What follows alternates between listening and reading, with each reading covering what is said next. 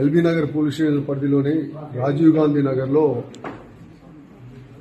Cafe fair మీద the white cup cafe అనే పేరు మీద పర్మిషన్ తీసుకొని ఇక్కడ హుక్కా సెంటర్ నడిపిస్తున్నారనే సమాచారం మేరకు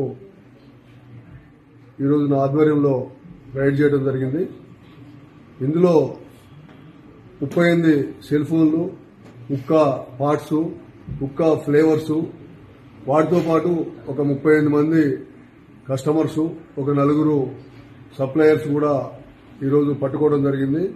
వీళ్ళంతా కూడా వివిధ ప్రాంతాల నుంచి కొత్తపేట, సరూర్ నగర్, హయత్ నగర్, ఫలక్నుమా, ఉప్పల్ వేరువేరు ప్రాంతాల నుంచి వచ్చి ఇక్కడ ఈ హుక్కా సేవిస్తున్నారు.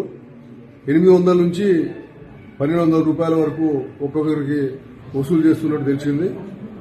ఇది మోహన్, సాగర్ అనే ఇద్దరు కూడా దీన్ని జాయింట్ గా నడిపిస్తున్నట్టు తెలిసింది. దీని మీద ఖచ్చితంగా లోతుగా విచారణ చేసి వాళ్ళు మేము వచ్చే టయానికి వాళ్ళు లేరు స్పాట్ లో, వీళ్ళందరినీ కూడా కస్టడీలోకి తీసుకోవడం జరుగుతుంది. వాళ్ళని కూడా ఎక్కడున్నా సరే వాళ్ళని కూడా ఖచ్చితంగా వెంటనే కస్టడీ తీసుకుంటాం. వీళ్ళ మీద కఠిన చర్యలు తీసుకుంటాం. ఎందుకంటే ముఖ్యంగా ఇక్కడ చూస్తే అంతా విద్యార్థులు, యువత ఎక్కువ మంది ఉన్నారు.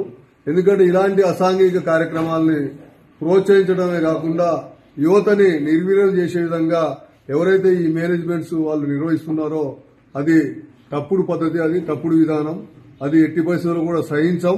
ఇలాంటి చర్యల్ని ఎల్బీ నగర్ పరిధిలో, ఎల్బీ నగర్ సబ్ డివిజన్ పరిధిలో ఎక్కడ జరిగినా గానీ అది ఖచ్చితంగా కఠిన చర్యలు తీసుకొని అణిచివేస్తాం.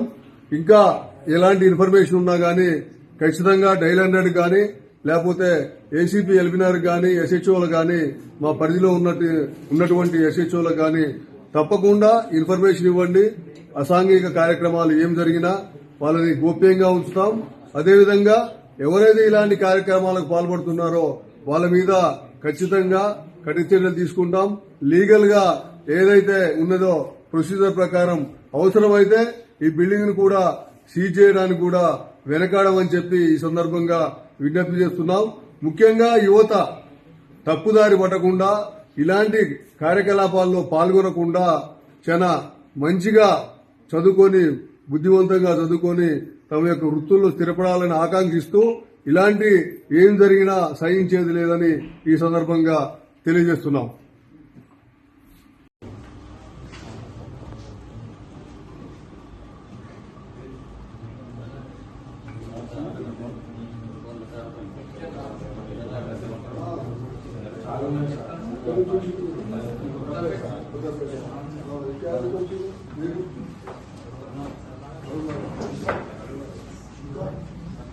మీరు